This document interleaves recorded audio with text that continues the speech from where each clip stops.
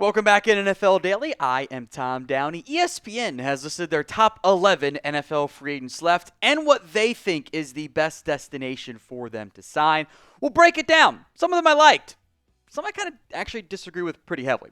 First up was, I think, the free square. We don't need to spend too much time on it. It's Aaron Rodgers and the Pittsburgh Steelers because, of course, that's the destination. Like, it'd be a little bit surprising if anything else was picked, quite frankly. We've spent time on it. Feels like when, not if, it happens. With OTAs almost here, you'd think it'd be sooner than later, but it's Rodgers. Who knows? If you are excited for the 2025 NFL season, show it by liking today's show. We got the schedule. OTAs are here for some teams. You're still got about 2 months before padded practice, but hey, progress being made. Like the video if you are excited.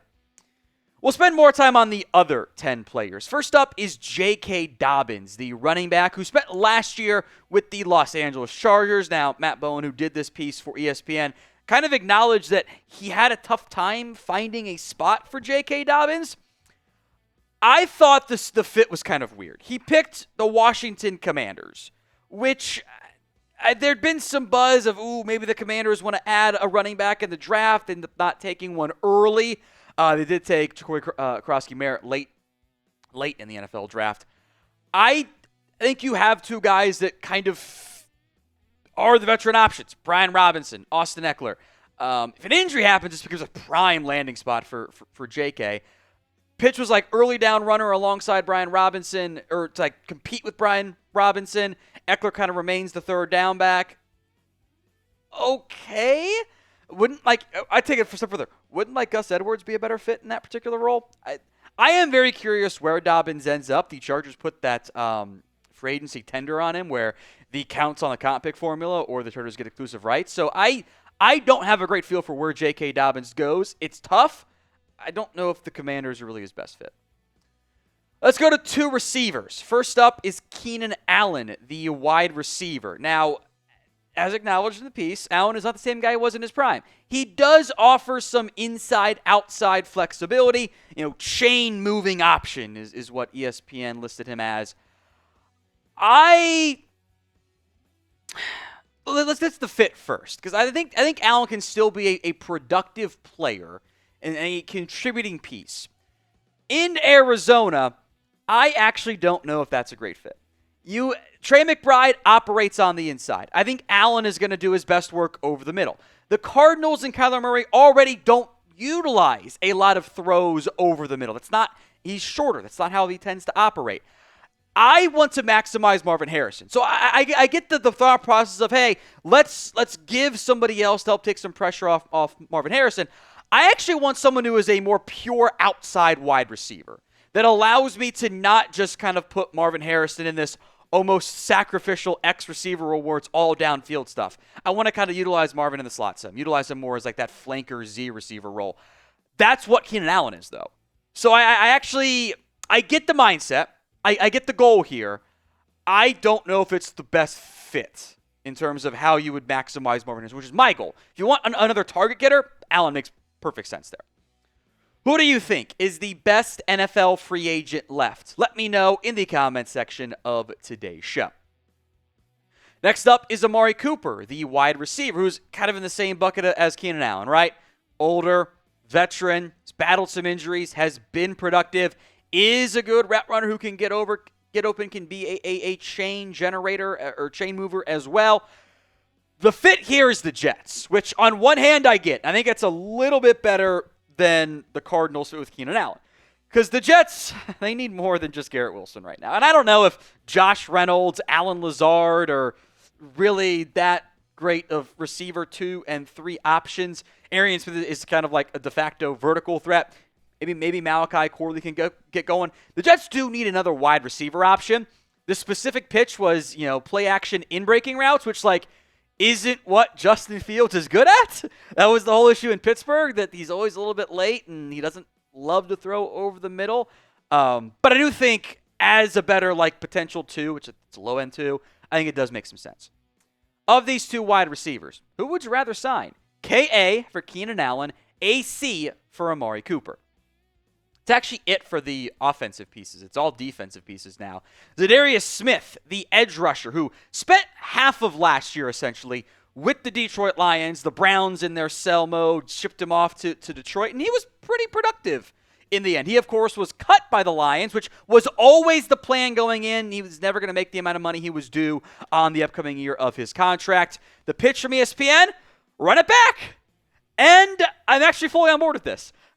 The Lions did draft an edge, Ahmed Hassanin out of Boise State in kind of the mid-late rounds of this year's draft. They're hoping that Marcus Davenport gets healthy. Josh Pascal has not lived up to expectations. But I think a rotation of, like, you're kind of worried about Hutchinson staying healthy coming off the injury. You want Davenport to stay healthy. The vet stopgap, I think, actually is like a logical fit for the Lions. So I have zero complaints about that pitch.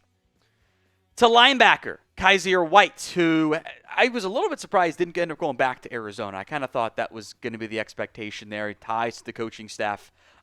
He has been a productive player in L.A., in Philadelphia, in Arizona. One of those players that I guess I'm just higher on than others. The pitch from ESPN, how about the Tennessee Titans? And I am intrigued by this one. I wonder how he fits with Denard Wilson. I think it's probably good enough there. The Titans linebacking room is really interesting. They did pay Cody Barton the goal of, this is our number one guy, what we were hoping to get out of Kenneth Murray last year. And then it's young players. I think they're really hoping for a breakout from Cedric Ray, their third-round pick last season. They're hoping for big-time play out of him this upcoming season. Otherwise, it's kind of gets a little bit dicey. Like, Otis Reese is not someone I want playing big-time snaps. Sorry, early fourth-round pick for Gray, excuse me. James Williams was a seventh-round pick. They claimed Amari Burney off waivers from the Raiders at one point. I think this could be let's see how training camp goes, and then maybe we have to revisit this.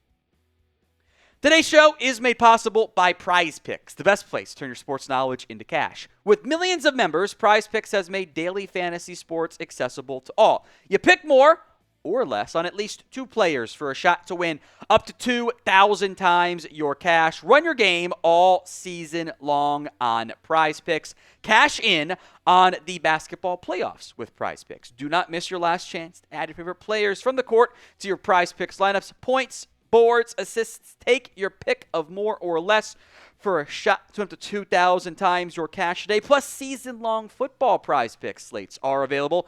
I'm doing the less than on all three. Don't often do that because life's too short to take the less than. But I think the Lions' offense will not be as good with no Ben Johnson. Travis Kelce will not be as involved with Rashee Rice back. Those two kind of share similar usage and routes and roles, even though one's a tight end, one's a receiver. And I bet the Commanders don't want Jaden Daniels to run as much this year. So less than on all three, plus the flex play, I can still get one wrong and win. Go to prizepicks.com/CLNS and use code CLNS to get $50 instantly after you play your first $5 lineup. That's CLNS to get $50 instantly after you play your first $5 lineup. Links in the comments and the description of today's show. Prize Picks, run your game. Let's go to Asante Samuel Jr., the corner who spent last year with the Los Angeles Chargers.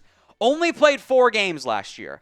I think can still be a starting caliber corner. There is medical stuff that we will get to here in just a little bit, but you probably could have guessed what the ESPN best fit was here.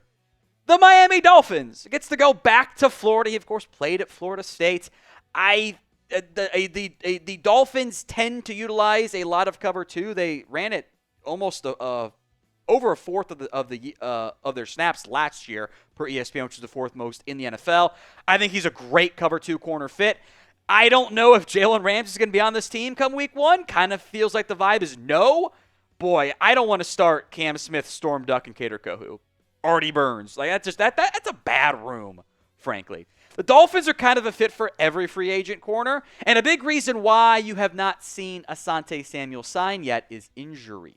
He had a neck surgery in April. Massive red flag. That's why the background's red. And has a checkup scheduled for July. Probably won't sign until then. This could be an early training camp signing. Probably going to be a 1-year deal. Lots of corners on this list. Rasul Douglas is next up, who spent this past season with the Buffalo Bills. Was a midseason trade back in 2023. He was better in 2023 than he was in 2024. It is numbers scouting, so asterisk it, but the production fell off. And for corners, red flags go up when the production kind of begins to fall off there. The fit here is with the Seattle Seahawks, who I actually kind of like that one given their current personnel categories and fits. The pitch was be the number 3 corner and kind of compete with Josh Jobe. Because Reek Wallen and Devin Witherspoon are going to be your top 2, but Witherspoon plays some nickel stuff there. It's a little bit thin beyond those guys. I think you feel better about the cornerback room if they add Douglas / Josh Jobe as the 3rd corner. Hopefully Reek Wallen plays well this year. Makes sense to me. We are 693 subs away from 410,000 here on the Chat Sports YouTube channel. Help us out. Help us get there. Hit that sub button right now. Let's go to Mike Hilton, the former Bengals corner, who remains unsigned after some rather stat sheet stuffing production over the past couple seasons, especially against the run. Hilton, who began his career in Pittsburgh, has always been a really good run stopper. He has been really valuable in that area. It's a zone-heavy defense in Atlanta with Raheem Morris. Probably helps cover up some concerns the Bengals had in coverage last year. They kind of stopped utilizing him as much. The fit, as kind of implied, was the Falcons. I actually hate it, though. And the reason being, I don't need another nickel corner option in Atlanta. Cornerback in general, yes. I think Clark Phillips, who will probably compete for outside corner duties too, is best as a nickel. I kind of wonder if Mike Hughes is at his best as a nickel. D. Elford is a nickel. They drafted Billy Bowman kind of early in this year's NFL draft. After taking a previous safety earlier, they have Jesse Bates. I don't think this team, because I think with the way that secondary is going to be set up, if you have Jesse Bates, you draft Xavier Watts, you're going to play Billy Bowman some of the nickel. How many more nickel corners do you need? So corner, yes. Nickel, no. At least for me, for Atlanta. A lot of good corners out there still. Stephon Gilmore, not on this list, for example. Who do you think is the best NFL free agent left specifically at the corner spot? Now to a former Falcon. That's Justin Simmons, excuse me. I almost merged him with Jesse Bates for some silly reason. Still gets you 2+ interceptions every year. Dipped down from 3 for, I think, the first or second time in his NFL career. I think Simmons can still be a productive player. The proposed fit, just stay in the NFC South. Head to the Tampa Bay Buccaneers. And I don't mind this one at all. I think that Christian Izin is probably a bit higher for Tampa. I will make note, unlike other players on this list, 2 other teams were mentioned. The Carolina Panthers and the Cincinnati Bengals, both of which I actually do think work, maybe even more so Cincinnati, unless they really believe this is the year for Jordan Battle to finally play a little bit more. And I think they like Christian Izin. I think that'd be the upgrade. I love Antoine Winfield. I'm a huge fan of his game. I think a Winfield-Simmons pairing is really intriguing. You can kind of do some good split safety stuff there. Plus, I don't love the depth at safety for Tampa right now. Next up is Julian Blackmon, the former Colt safety. I'm a little surprised he's on the side. He's young, he's productive, he's been a not elite, but like a startable safety. Kind of surprised he's unsigned. The fit here is the Buffalo Bills. And, even more so than the Justin Simmons connection, I like it. I think this would probably be a DeMar Hamlin upgrade, who great story. Don't know if he's really a truly starting caliber safety. Cole Bishop, I think, should be put into the maybe strong safety role if he maybe can usurp Taylor Rapp this year. Curious what they view Jordan Hancock of. Is he a nickel, where he kind of played some at Ohio State last year? Is he a safety?